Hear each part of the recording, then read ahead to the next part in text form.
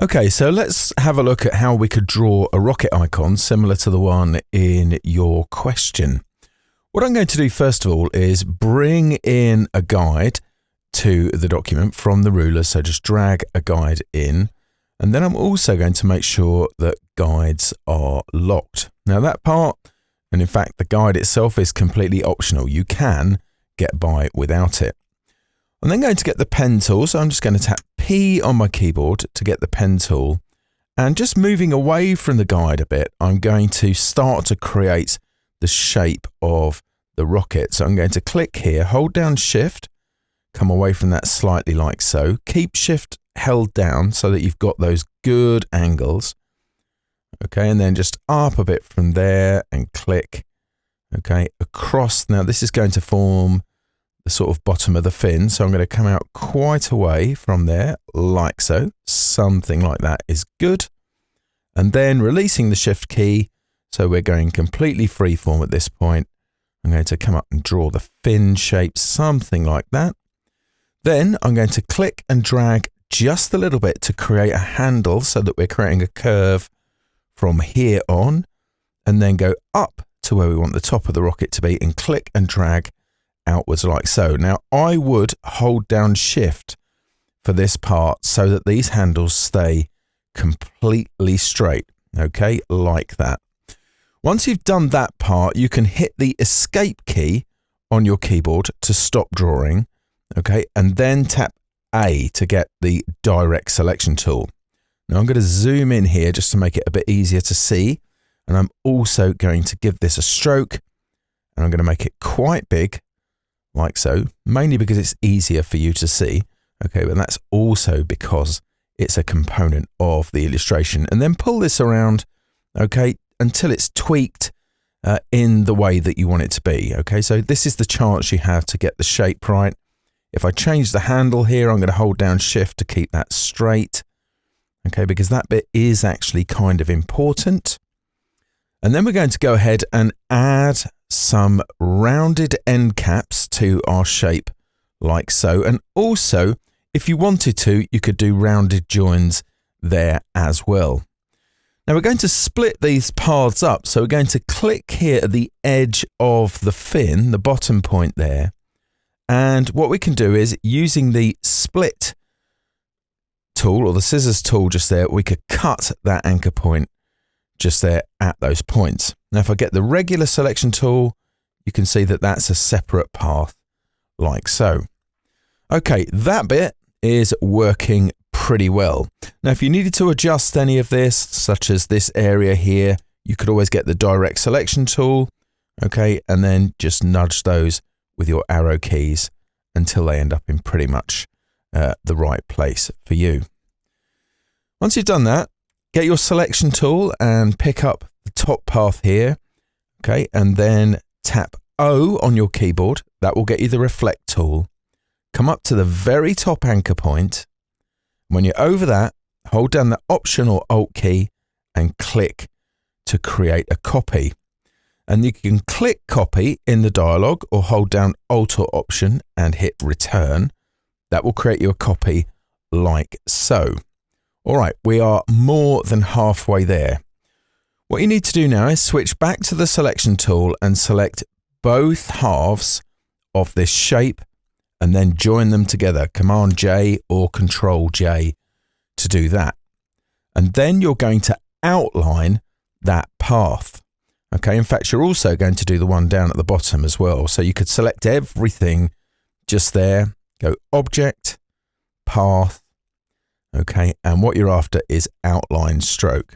You'll notice mine has a shortcut. That's one that I added myself, not one that's there by default. Okay, great. Now we can do the bottom part just here. Okay, so we can fix that bit. One of the ways we could do that, okay, is to actually manipulate the points, but a much easier way, perhaps, okay, would be to go ahead, go to the edge of the path, keep your smart guides on, that's Command U or Control U to do that, and drag a rectangle. The important part is that the left-hand side here is aligned to the right-hand side of this downstroke there. Select both and then use the Pathfinder to punch one away from the other. There you go. You can see how that's working out.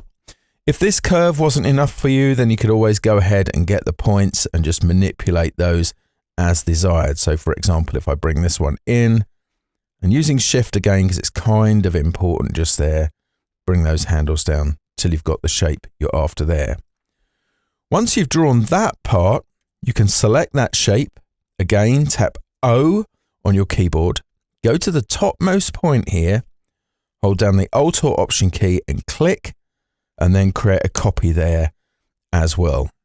Okay, both of those things you can now fill with your gradient as desired. Okay, so you can just choose a gradient from the fill there, or just tap the period key on your keyboard and you'll have those gradients. These need sending down to the back, so do that, arrange, object arrange, send to back. Okay, to get those backwards, and then you'll color those up as needed.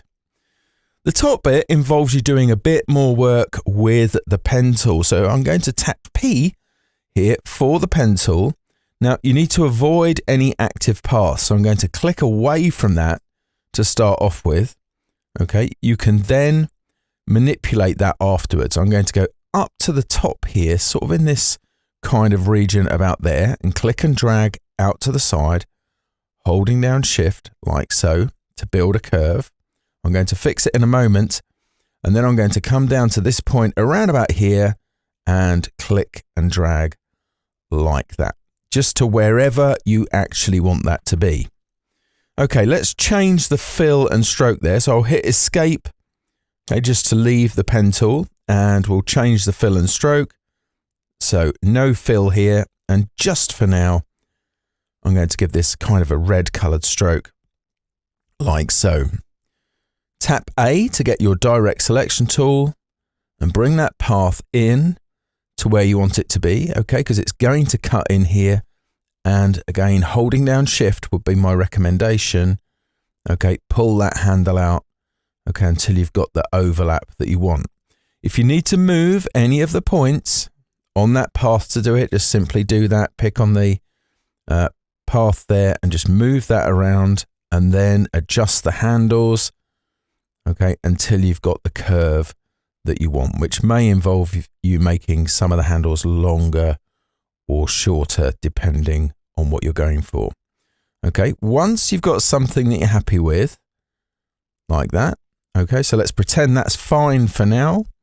All you need to do is, with that path selected, go to the Object menu, come down to Path, divide objects below, and now you've got two separate shapes there, okay, or should have if you've drawn the paths correctly. If it's just working like this, you can always undo, go back and make sure that this path completely cuts across that one. So this one clearly doesn't. It's going to zoom in, and in fact I can see just there it needs to be tuned just a little bit. So I'm going to just click to select the point and bring that down. Can you see? So it's going across the other path itself. Make any adjustments you need to make if desired. Okay, once you've done that, go back, Object, Path, divide objects below, and then that should split so you've got two separate paths like this. All you need to do then is to get the selection tool, select them, and apply the gradient you're going to work with, or any one to start off with, and then just mix it in the gradient panel. Just finally, if you wanted to add a window detail, you could do this just with a simple stroke, like so. You could just drag out a stroke like that, make it as wide as you need it to be, okay, and then go ahead and add round end caps to complete that. And there you go. That's how I would go about drawing that icon. The rest of it is just up to you manipulating the gradients.